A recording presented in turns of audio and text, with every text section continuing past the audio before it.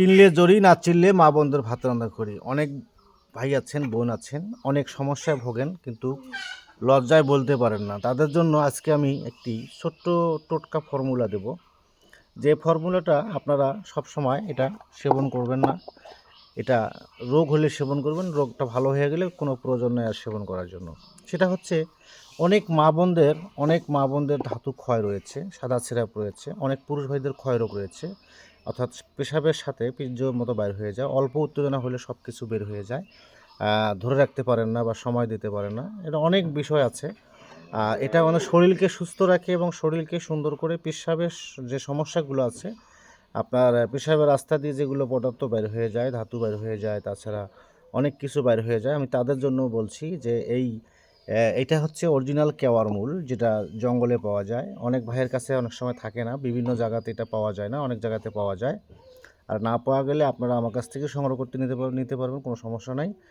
তো আজকে আমি 3টা উপাদান আপনাদেরকে দেখাবো, অতি সহজে তৈরি করে সেবন করবেন, ইনশাআল্লাহ আপনার এই সমস্যাগুলো দূর হয়ে যাবে। ধাতু ভাঙা, ধাতু পড়া, পেশাবের সাথে পড়া বা স্বপ্নদোষ, পেশাব জ্বালা পোড়া করে, পেশাবের রাস্তা হলুদ লাল হলুদ পেশাব পড়ে, বিভিন্ন এনিথিং যে ক্ষয়রোগ মানে গনোরিয়া সিভিলি যে জ্বালা পোড়া করে, কিটকিটায় কামড়ায়, সেক্ষেত্রে আপনারা এই জিনিসগুলো আপনারা সেবন করেন, ইনশাআল্লাহ আপনার সমস্যাগুলো দূর হয়ে যাবে।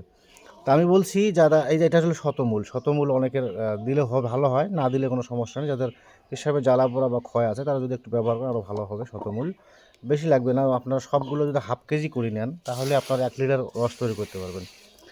আপনারা এই কেওয়ার মূল নেবেন হাফ কেজি, আর এটা 5-6টা মূল নিলে হবে শতমূল। আর এটা হচ্ছে পরগাছা, যেটাকে বলা হয় পরগাছা, অনেক আমরা পাখিরাজ গাছ বলি, অথবা পর গাছের সাথে অন্য গাছের সাথে গাছ হয়ে যায়, সেটাকে বলা হয় পরগাছা। তা আমার পরগাছার ভিডিও আছে, আপনারা দেখে নেবেন, আমার ফেসবুকে আছে, ইউটিউবে আছে, আপনারা আরও 5-7 বছর আগে দিয়েছি, আপনারা দেখেছেন। তারপর অনেক ভাই বলেন। তো যাই হোক, আপনারা আজকে আমি এটা রস তৈরি করব। রসটা তৈরি করে সকাল বিকাল যদি খালি পেটে খেতে পারেন তাহলে আপনার ওই ক্ষয়রোগটা চলে যাবে, এবং শরীরে যদি অ্যালার্জি থাকে, গা ফুলে যায়, চাকা চাকা হয়, সেটা ভালো হয়ে যাবে। আর শুধু অ্যালার্জির জন্য এটা খেতে পারবেন, কোনো সমস্যা নেই। কেওয়ার মূল রস নামে যায়, সেটা বন্ধ করে দেয়। যাই হোক বন্ধুরা, আজকে রস করা আপনাদেরকে দেখাবো এবং খাওয়ার নিয়মটা বলে দেবো, ইনশাল্লাহ আপনারা খাবেন ইনশাল্লাহ।